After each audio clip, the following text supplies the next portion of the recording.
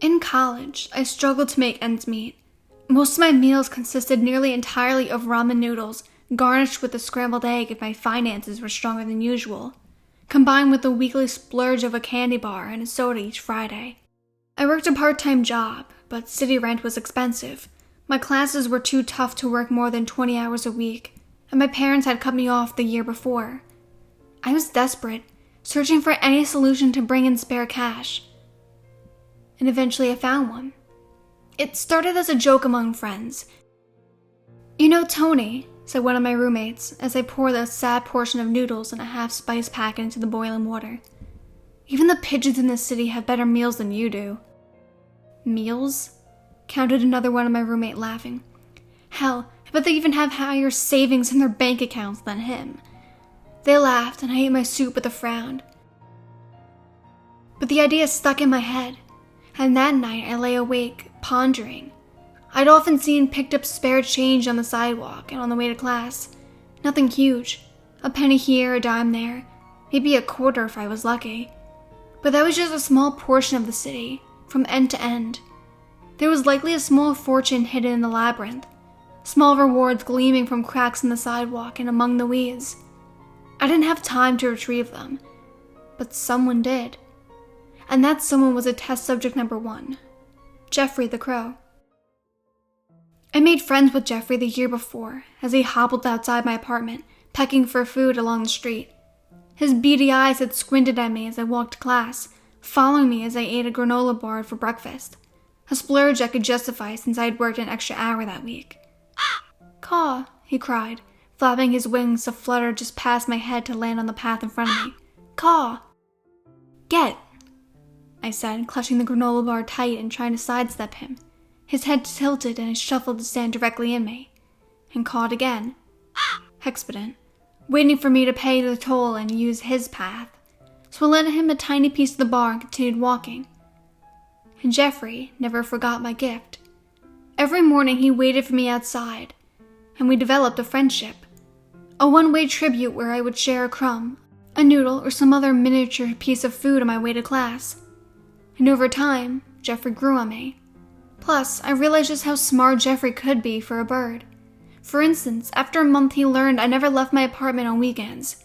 So he stopped showing up outside my door on those days. And after 2 months he started giving me trinkets in exchange for bits of food.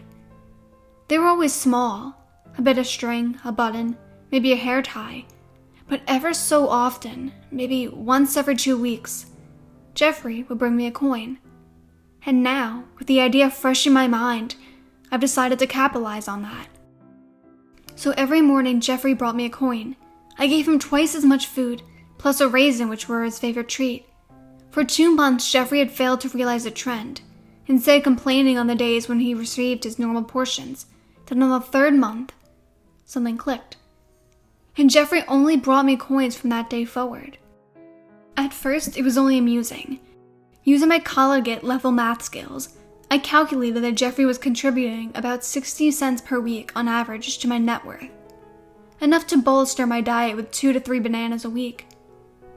But Jeffrey had friend crows, ones that had watched our interactions from the streets but never approached. And eventually they too learned the pattern. And so by the time I graduated, 12 crows brought me presents each morning. A whopping $7 a week, equivalent to just over a pound of bacon at the store. It became a running joke among my roommates. But their eyes still widened in awe each morning as the crows queued up each morning bearing gifts. I was sad to have ended my project when I graduated. It had been fun, but I landed the job at a plant 6 hours north of my college. And this job brought home far more bacon than crows could. So I packed my belongings into my car, feeding Jeffrey one last time as I prepared to move into my new apartment. He squinted his eyes and hopped closer as I started the engine, and I frowned, sad to see him go. So on a whim, I took Jeffrey with me. He didn't seem to mind the ride, especially the boiled peanuts I fed him from the gas station at our first shop.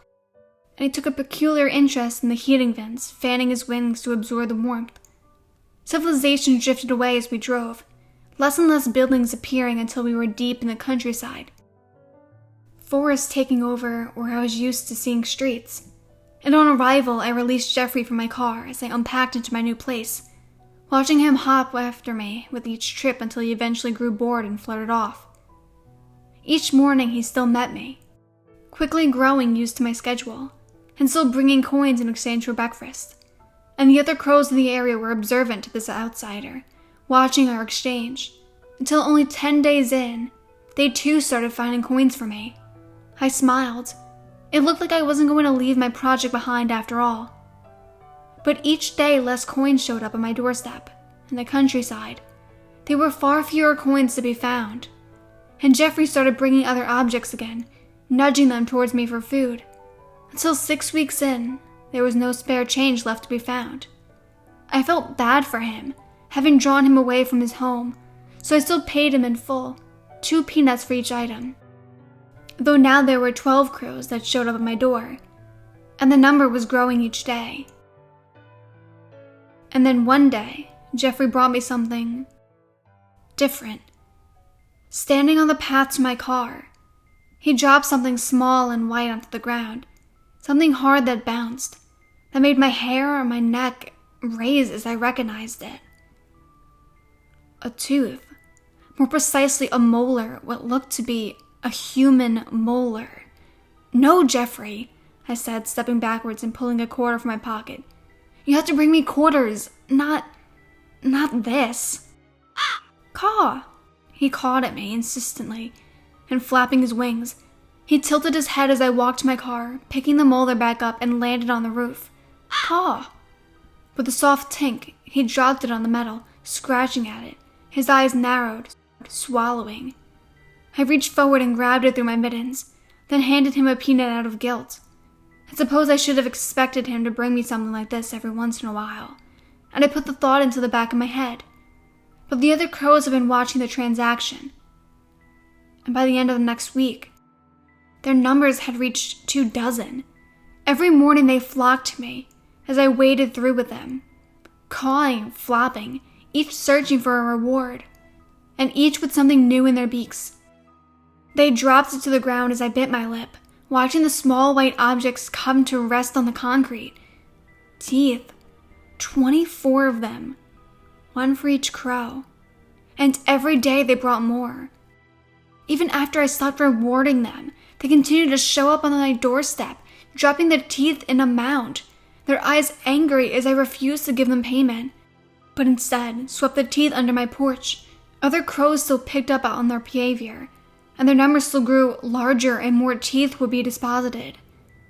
It's been 3 months since Jeffrey brought the first tooth. I don't know where they find them or how they can be so plentiful. I don't want to know, because wherever they're getting them from, it must be nearby. But what I do know is that I now have 5 pounds of human molars under my porch.